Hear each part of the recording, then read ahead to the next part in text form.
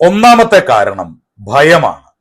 പുതിയൊരു കാര്യം ചെയ്തു നോക്കിയാൽ അതിൽ പരാജയം സംഭവിക്കുമോ എന്ന ഭയം, ആളുകൾ എന്തു വിചാരിക്കുമെന്ന ഭയം. ഈ ഭയം കാരണം പലരും പുതിയ സാധ്യതകളിലേക്ക് വരാൻ മടിക്കും. രണ്ടാമത് കംഫർട്ട് സോണാണ്. ഇപ്പോൾ പോകുന്ന രീതിയിൽ കാര്യങ്ങൾ കുഴപ്പമില്ലാതെ പോകുന്നുണ്ടല്ലോ, പിന്നെ എന്തിനാ വെറുതെ പുതിയ റിസ്ക് എടുക്കുന്നതെന്ന് നമ്മൾ ചിന്തിക്കും. നമ്മൾ കംഫർട്ട് സോണിൽ നിൽക്കുമ്പോൾ പുതിയൊരു അവസരവും നമ്മുടെ കണ്ണിൽ പെടില്ല. മൂന്നാമത് നെഗറ്റീവ് മൈൻഡ് സെറ്റ് ആണ്. ഏതൊരു കാര്യത്തിലും പോസിറ്റീവ് വശങ്ങൾക്ക് പകരം പ്രശ്നങ്ങൾ മാത്രം കാണുക. ഇതൊന്നും നടക്കാൻ പോകുന്നില്ലെന്ന് ആദ്യമേ വിചാരിച്ചിരുന്നാൽ അവിടെയുള്ള വലിയൊരു സാധ്യത നമ്മൾ കാണാതെ പോവുകയാണ്. നാലാമതായി ശ്രദ്ധയില്ലായ്മയാണ്. നമ്മുടെ ചുറ്റുമുള്ള ലോകത്ത് എന്തു മാറ്റങ്ങളാണ് നടക്കുന്നതെന്നറിയാൻ നാം ശ്രമിക്കാറില്ല.